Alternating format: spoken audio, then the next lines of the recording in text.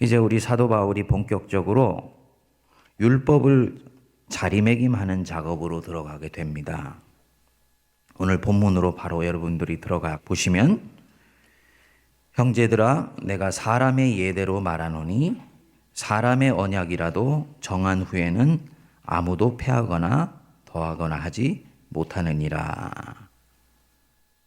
코로 숨쉬는 인간의 한 약속일지라도 혹은 그의 입에서 나온 말일지라도 그것이 한번 떨어진 이후에는 아무도 쉽게 폐하거나 더하거나 하지 못한다. 그렇지요. 사람이 한 약속일지라도 그것이 공적으로 한 약속이거나 대단히 무게가 실린 말이면은 다른 사람이 그것에 대해서 이렇다 저렇다 가타부타 얘기하지를 못합니다. 예를 들어서 기독교를 믿는 사람들과 기독교를 믿지 않는 사람들이 함께 섞여 있는 가문이 있다고 보자고요. 그런데 그 가문에서 초상이 나서 기독교식으로 할지 일반식으로 할지를 갑론을박을 하게 됩니다. 그런데 이것은 고인의 유지입니다. 고인은 기독교식으로 해달라고 말씀하셨습니다.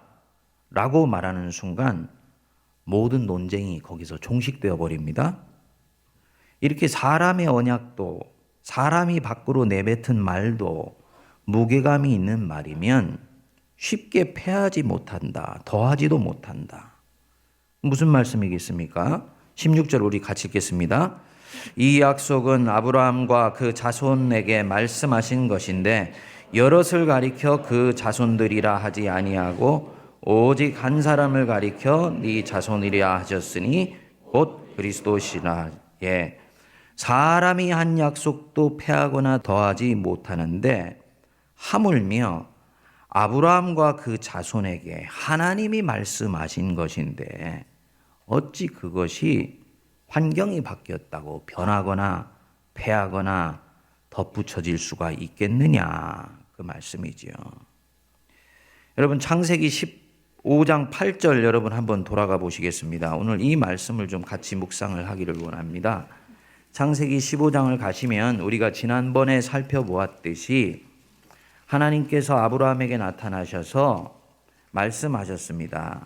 아브라함아, 아브라함아, 내가 너의 상급이요 내가 너의 방패다. 그랬더니 아브라함이 하나님이 내게 약속하신 것을 이루실 것을 내가 어떻게 알겠습니까? 물었습니다. 그랬더니 하나님께서 그것에 대해서 구체적인 방법은 말씀해 주시지 아니하시고 네 자손이 하늘의 별과 같이 많아질 것이다 라고 말씀하니까 창세기 15장 6절에 보시면 아브라함이 여호와를 믿으니 여호와께서 이를 그의 의로 여기셨다, 이렇게 말씀을 하셨어요.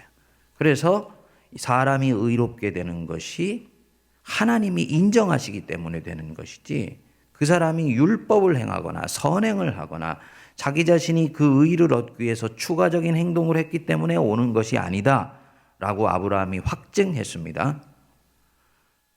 그리고 나서 아브라함이 다시 물었습니다. 15장 7절을 보시면 또 그에게 이르시되 나는 이 땅을 네게 주어 소유를 삼게 하려고 너를 갈대아인의 우르에서 이끌어낸 여호와니라. 8절 그가 이르되 주 여호와여 내가 이 땅을 소유로 받을 것을 무엇으로 알리까? 아직 이 아브라함에게 믿음이 있긴 있지만 그 믿음이 하나님께 전적으로 실리지를 않았습니다. 그래서 자기 내면에 있는 진실을 솔직하게 다시 털어놓은 것입니다. 내 자손이 하늘의 무별과 같이 많아질 것이라고 말씀하셨는데 하나님, 그럼 이 땅을 내가 소유로 받을 것을 내가 어떻게 할 수가 있습니까? 소유가 있어야지 그 소유 위에 하나님의 자손들이 별과 같이 많아지게 될 것 아닙니까? 물었던 것입니다. 그랬더니 하나님이 9절 우리 같이 읽겠습니다. 여호와께서 그에게 이르시되 나를 위하여 3년 된 암염과 3년 된 암염소와 3년 된 숫양과 산비둘기와 집비둘기 새끼를 가져올지라 했습니다. 하나님이 아브라함과 약속을 맺으시는 것입니다. 이스라엘에서는 사람과 사람 사이에 약속을 맺을 때 소나 염소나 또 이런 양 같은 것들을 잡아서 그것을 반으로 딱 쪼갭니다. 그리고 그것을 양 사이에 놓고 그 사이에 쪼갠 그 짐승, 소와 양 사이로 두 사람이 손을 붙잡고 지나가게 돼 있어요. 만일에 우리 둘 중에 한 사람이 약속을 어겼을 때에는 이 쪼개진 짐승의 몸처럼 우리 인생도 우리의 존재도 모든 것이 반으로 쪼개져서 비참한 최후를 맞게 될 것이다. 그게 약속을 맺고 언약을 맺는 방법이었습니다. 그러니까 하나님하고 지금 아브라함이 하도 의심하니까 믿는다고 하지만 그 믿음이 전적으로 실리지를 못하고 가슴 한 곳에서 자기 인생에 대해서 하나님에 대해서 100% 신뢰하지 못하고 늘 달달달달 떨면서 길을 걸어가는 것을 보시고 하나님이 본격적으로 이 아브라함과 이제 맹약을 맺으시기 위해서 소와 짐승을 가져오라 그런 거예요. 그리고 10절 아브라함이 그 모든 것을 가져다가 그 중간을 쪼개고 그 쪼갠 것을 마주 대하여 놓고 새는 쪼개지 아니하였으며. 자, 그때 어떻게 합니까? 12절 우리 같이 읽겠습니다. 해질 때 아브라함에게 깊은 잠이 임하고 큰 흑암과 두려움이 그에게 임하였더니. 아브라함이 지금 뭐가 임했다고요? 잠이 임했대요. 아브라함이 고기를 쪼개면서 아마 힘이 들었는지 잠이 들었던 것입니다. 그런데 이 쪼갠 고기 사이로 특이한 일이 벌어졌습니다. 17절 보시면 해가 져서 어두울 때 연기 나는 화로가 보이며 타는 횃불이 쪼갠 고기 사이로 지나더라. 형체도 없고 받치고 있는 사람도 없는 횃불 하나가 쪼갠 고기 사이로 지나갔던 거예요. 누가 지나가셨을까요? 하나님이 지나가신 거예요. 아브라함이 쪼개놓고 하나님하고 약속을 맺으려고 했는데 아브라함은 깜빡 잠이 들어서 그만 그 약속에서 옆으로 삐끄러져 내려가 있는 그 사이에 하나님이 횃불을 들고 쪼갠 고기 사이로 지나가셨다. 뭘 말하느냐? 하나님은 쪼갠 고기 사이로 지나가시면서 아브라함과 한 약속을 이루시겠다고 당신 스스로에게 맹약하시는 것입니다. 나 여호와가 이 아브라함에게 한 약속을 내 스스로 변개하거나 마음이 바뀌거나 잊어버리면은 나 여호와가 이 쪼갠 고기처럼 내 인격이 부러질 것이며 영광은 날아갈 것이며 세상에서 나의 존재는 지워져 버릴 것이다. 하나님이 하나님 자신에게 맹약하시면서 지나가시는 거예요. 이 어마어마한 일이죠. 아브라함에게 한 약속, 하나님이 절대로 변하지 않겠다고 스스로에게 다짐하시는 것입니다.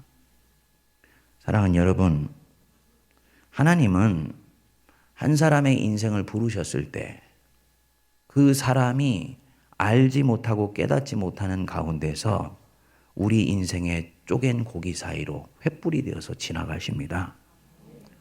너는 네 인생에 대해서 어떻게 생각하건? 너는 나 여호와에 대해서 때로는 신뢰하며 때로는 의심하며 때로는 나를 흘기는 눈으로 바라보고는 어떻건 간에 내가 너를 불렀으니까 내가 네 인생에 정한 것을 이룰 때까지 쪼갠 횃불 소위로 지나가면서 너에게 약속한 모든 것을 반드시 이룰 것이다. 이게 하나님이 한 사람의 인생을 하나님의 자녀로 하나님의 백성으로 부르실 때 모든 사람에게 신비 가운데 하시는 주님의 약속입니다. 그래서 하나님은 당신이 약속하신 것을 반드시 이루세요. 하나님은 하나님 자신의 일을 반드시 하십니다. 그렇기 때문에 우리는 우리 인생 속에 일어나는 작은 변화에 초조해하거나 염려하거나 두려워할 필요가 없는 것입니다. 무엇인가를 율법을 추가하고 거기에 애드하고 뭔가 양념을 쳐야지 하나님이 내게 주신 약속을 이루시는 것이 아니에요. 하나님은 어찌 되었던 간에 내 인생 속에서 정한 일들을 차곡차곡 수순을 밟아가면서 이루어 주세요. 제가 이전에 섬겼던 교회, 그러니까 한 학기 강의를 하고 아이들과 우리 집사람을 보려고 학기를 마치자마자 12월 달에 미국을 다시 들어가게 됐습니다. 비행기 타고 출국하기 이틀 전에 그 교회 청빙위원회가 저와 접촉을 해서 처음으로 대화를 나눴습니다. 그리고 나서 청빙 과정이 일사천리로 진행이 되어서 한 달 반 만에 모든 과정들이 마무리가 돼서 이제 한국으로 이제 다시 돌아오게 됐는데, 이상하게 하나님이 분명히 그 교회로 부르셔서 내가 거기로 간다라는 건 알겠는데요. 제 안에 이 밑도 끝도 알 수 없는 이 두려움이 계속 저를 압박하더라고요. 그래서 사모한테 얘기를 하고 내가 좀 금식 기도를 좀 갔다 와야 되겠다 하고 그 LA에 있는 한국 사람이 세운 기도원이 있었습니다. 그 기도를 하는 가운데서도 이 두려움이 떠나지를 않는 거예요. 이유를 알 수가 없어요.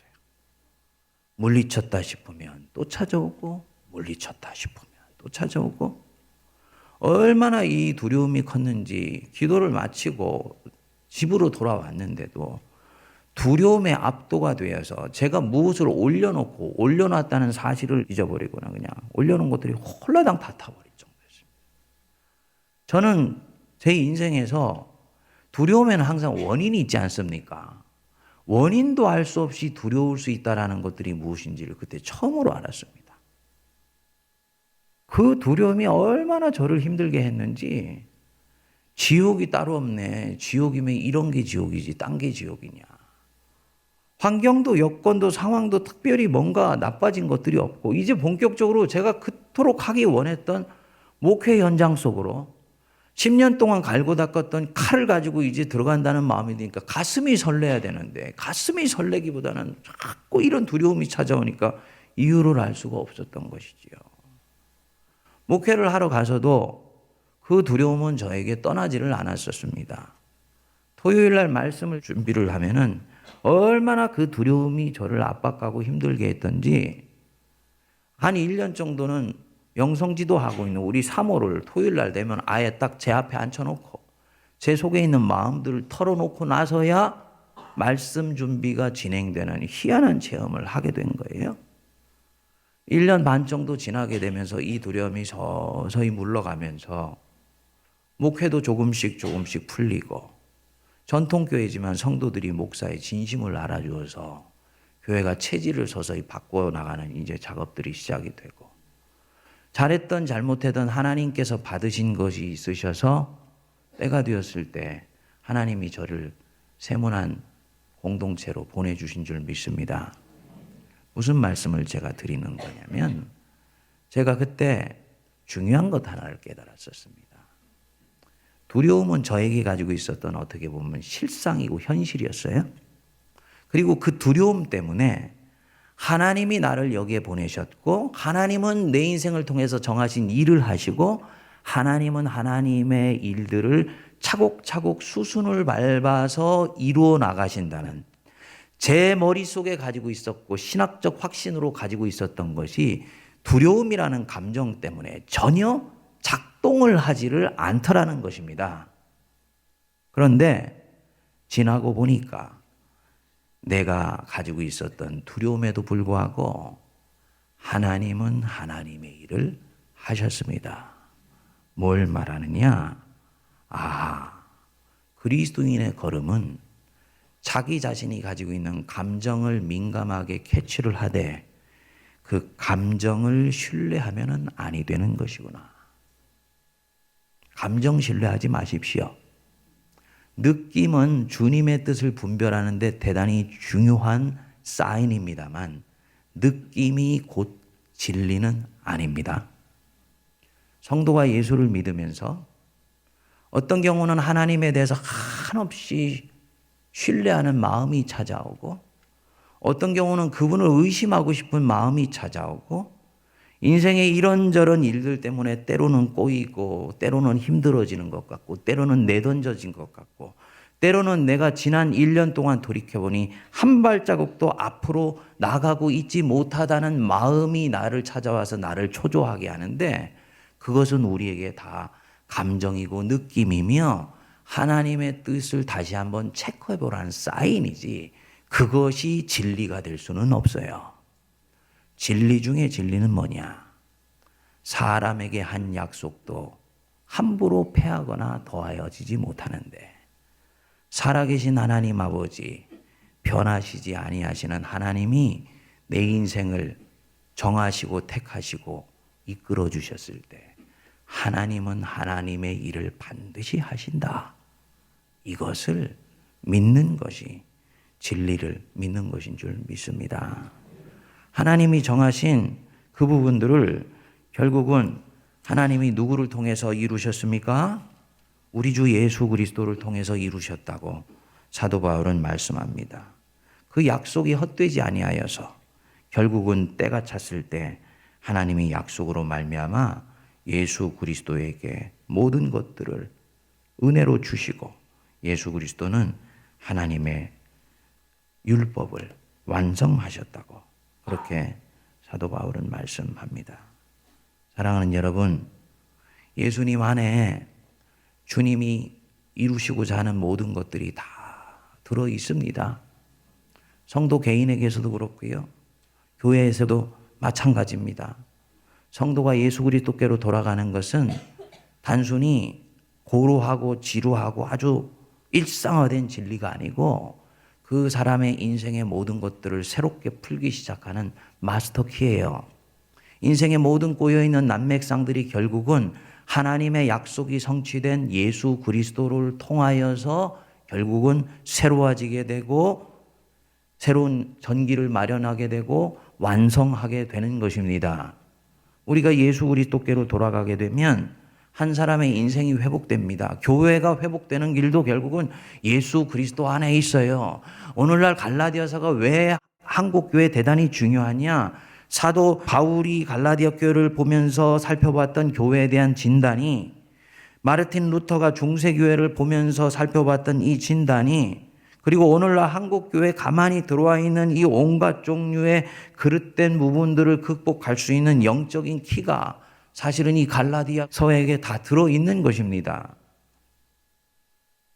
교회 보면은 새가족들이 교회 왔다가 정착하지를 못하고 떠나는 경우들을 왕왕 보게 됩니다.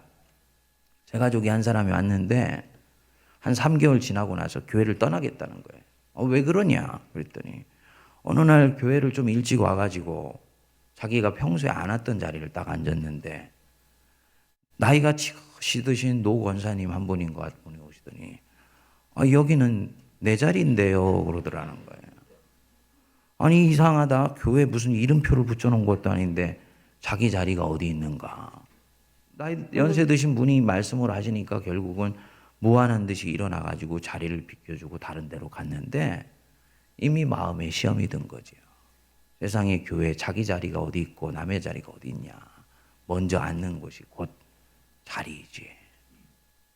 그런데 굳이 앉아있는 사람한테 와서 여기가 내 자리인데요 얘기할 땐 그분 마음속에서는 뭐가 움직이고 있었겠습니까?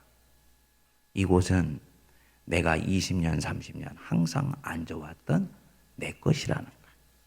그리고 나는 여기에 앉아야지 예배를 드린 것 같이 느껴지고, 여기에 앉아서 기도를 해야지 하나님이 응답하시는 것처럼 느껴졌기 때문에 나는 그 자리가 내 것이라고 주장할 수밖에 없었던 것입니다.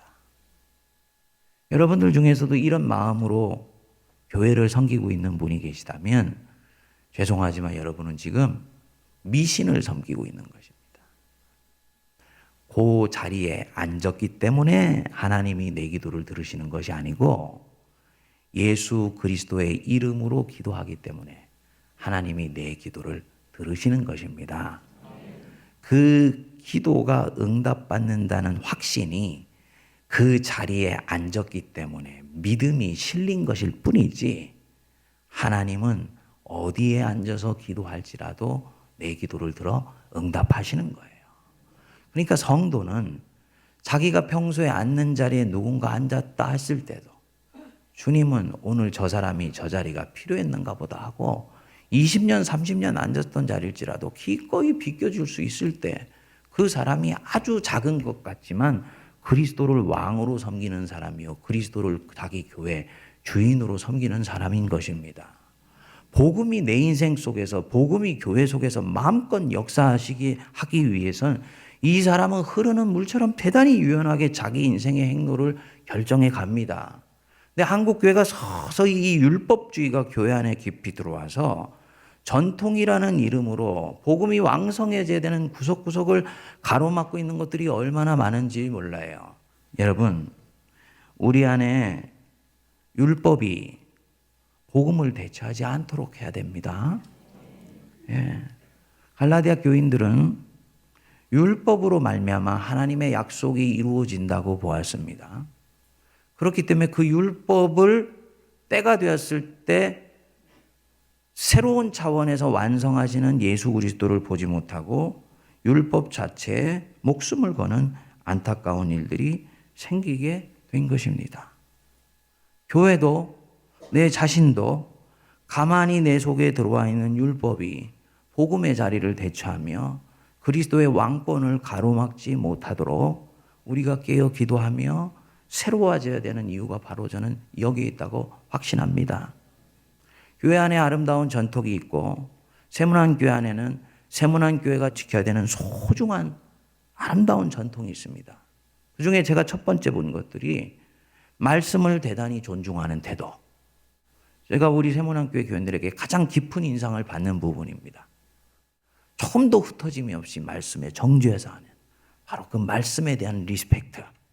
두 번째, 예배를 소중히 여기는 마음들.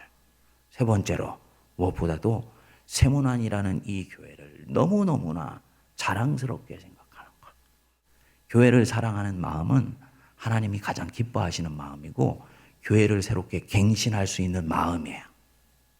보이는 교회를 사랑하지 않는 자가 보이지 않는 교회를 길거리에서 절대로 새롭게 갱신해 나갈 수가 없습니다. 우리 청년들 특별히 꼭 기억하십시오. 우리 어른들한테 배워드려요. 교회를 사랑하는 마음. 세문안 교회라는 보이는 교회를 사랑하는 마음. 몇 가지 더 있겠지요.